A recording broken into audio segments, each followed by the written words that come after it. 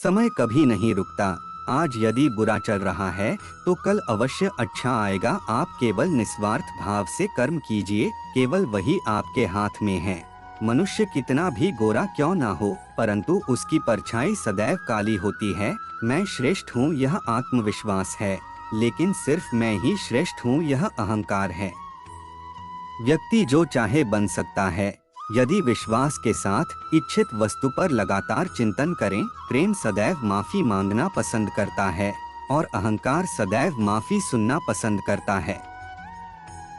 जो रास्ता ईश्वर ने आपके लिए खोला है उसे कभी भी कोई बंद नहीं कर सकता। मनुष्य का जीवन केवल उसके कर्मों पर चलता है। जैसा कर्म होता है वैसा जीवन होता है। श्री कृष्ण द्वारा कहे गए ज्ञानवर्धक अनमोल वचन श्रीमद्भागवत गीता में भगवान कृष्ण के उपदेशों का वर्णन है, जिसमें मनुष्य को जीवन, कर्म, ध्यान, शांति, सत्य, योग और सफलता के बारे में सभी महत्वपूर्ण विषयों को गहराई से जानने को मिलता है। जो ज्ञान किसी भी मनुष्य के जीवन में बहुत उपयोगी सिद्ध होता है। श्रीमद्भागवत गीता में भगवान श्री कृष्ण ने अपने शिष्य अर्जुन को कुरुक्षेत्र में न केवल ज्ञान की बातें बताई, उसके साथ ही जीवन जीने की कलाओं के बारे में भी बताया है। इसके बारे में विस्तार से जानेंगे, जो कि हर मनुष्य के लिए प्रेरणा स्रोत का कारण होता है। कर्म किए जाओ, फल की चिंता मत करो। आत्मा अमर है, इसलिए मरने की चिंता मत करो। इस संसार में कुछ भी स्थायी नहीं है। नर्क के 3 द्वार हैं, काम, क्रोध और लोभ। मौन सबसे अच्छा उत्तर है किसी ऐसे व्यक्ति के लिए जो आपके शब्दों को महत्व नहीं देता। आत्मा का अंतिम लक्ष्य परमात्मा में मिल जाना होता है। धर्म केवल कर्म से होता है। कर्म के बिना धर्म की कोई परिभाषा ही नहीं है। अहंकार करने पर इंसान की प्रतिष्ठा, वंश, वैभव तीनों ही समाप्त हो जाते हैं। मैं सभी प्राणियों के हृदय में स्थित आत्मा हूँ। मैं सभी प्राणियों का आदि, मध्य और अंत भी हूँ। सत्य कभी नष्ट नहीं हो सकता। अच्छा करने से नहीं डरना चाहिए। समय कभी नहीं रुकता। आज यदि बुरा चल रहा है तो कल अवश्य अच्छा आएगा। आप केवल निस्वार्थ भाव से कर्म कीजिए, केवल वही आपके हाथ में है। मनुष्य कितना भी गोरा क्यों ना हो, परंतु उसकी परछाई सदैव काली होती है। मैं श्रेष्ठ हूँ यह आत्मविश्वास है, लेकिन सिर्फ मैं ही श्रेष्ठ हूँ यह अहंकार है। व्यक्ति जो चाहे बन सकता है यदि विश्वास के साथ इच्छित वस्तु पर लगातार चिंतन करें। प्रेम सदैव माफी मांगना पसंद करता है और अहंकार सदैव माफी सुनना पसंद करता है। जो रास्ता ईश्वर ने आपके लिए खोला है उसे कभी भी कोई बंद नहीं कर सकता। मनुष्य का जीवन केवल उसके कर्मों पर चलता है। जैसा कर्म होता है वैसा उसका जीवन होता है। एक बार माफ करके अच्छे बन जाओ, परंतु दोबारा उसी इंसान पर भरोसा करके बेवकूफ कभी न बनो। मन की गतिविधियों, होश, श्वास और भावनाओं के माध्यम से भगवान की शक्ति सदा तुम्हारे साथ है। जीवन में आधे दुख इस वजह से आते हैं क्योंकि हमने उनसे आशाएं रखी जिनसे हमें नहीं रखनी चाहिए थी। मैं ही इस सृष्टि की रचना करता हूँ, मैं ही इसका पालन पोषण करता हूँ और मैं ही इस सृष्टि का विनाश करता हूँ। जब संसार में धर्म की हानि होगी, अधर्म की विजय, तब मैं इस पृथ्वी पर अवतार लूंगा। शांति से भी दुखों का अंत हो जाता है और शांत चित्त मनुष्य की बुद्धि शीघ्र ही स्थिर होकर परमात्मा से युक्त हो जाती है। हमारी आस्था की परीक्षा तब होती है जब हम जो चाहे वो न मिले और फिर भी हमारे दिल से प्रभु के लिए शुक्रिया ही निकले। लोग अक्सर सच कहने से बचते हैं या डरते हैं, पर सत्य कभी छुप नहीं सकता और न ही कभी मिट सकता है। कितना भी छुपा ले पर सच तो उजागर हो ही जाएगा। बात सच पर आधारित हो उसे करने या कहने और मानने से कभी नहीं डरना चाहिए। इच्छा पूरी नहीं होती तो क्रोध बढ़ता है और इच्छा पूरी होती है तो लोभ बढ़ता है। इसलिए जीवन की हर स्थिति में धैर्य बनाए रखना। धर्म केवल रास्ता दिखाता है, लेकिन मंजिल तक तो कर्म ही पहुंचाता है। वह जो सभी इच्छाएं त्याग देता है, मैं और मेरा की लालसा तथा भावना से मुक्त हो जाता है, उसे शांति प्राप्त होती है।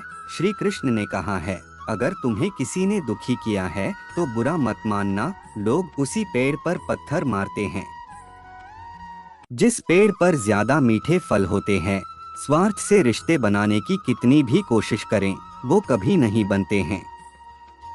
और प्रेम से बने रिश्तों को कितना भी तोड़ने की कोशिश करें, वो कभी नहीं टूटते। अगर व्यक्ति शिक्षा से पहले संस्कार, व्यापार से पहले व्यवहार और भगवान से पहले माता पिता को पहचान ले तो जिंदगी में कभी कोई कठिनाई नहीं आएगी। जिस मनुष्य ने जवानी में बहुत पाप किए हैं, उसे बुढ़ापे में नींद नहीं आती। श्री कृष्ण कहते हैं कि मनुष्य को अपने मन को बार बार समझाना चाहिए कि ईश्वर के सिवा उसका कोई नहीं है। आज वो तुम्हारा है एवं कल वो किसी और का होगा। विषयों का चिंतन करने से विषयों की आसक्ति होती है, आसक्ति से इच्छा उत्पन्न होती है और इच्छा से क्रोध होता है, क्रोध से सम्मोहन और अविवेक उत्पन्न होता है। जो कुछ हुआ अच्छे के लिए हुआ, जो हो रहा है अच्छे के लिए हो रहा है, जो होगा वह भी अच्छे के लिए ही होगा। मेरे लिए न कोई घृणित है और न ही कोई प्रिय, न कोई निर्धन है और न ही कोई धनी। बस जो भक्ति भाव के साथ मुझे याद करते हैं, मैं उनका हूँ और वो मेरे। आप वही हैं जिसमें आप विश्वास करते हैं, आप वह बन जाते हैं जो आप मानते हैं कि आप बन सकते हैं। अगर तुम अपना कल्याण करना चाहते हो तो सभी तरह के उपदेशों, सभी धर्मों को छोड़कर मेरी शरण में आ जाओ, मैं तुम्हें मुक्ति प्रदान करूंगा। जिस इंसान के चारों तरफ नकारात्मक लोग रहते हैं, उस इंसान का मंजिल से भटक जाना तय है। जिंदगी में सब कुछ खत्म होना जैसा कुछ भी नहीं होता।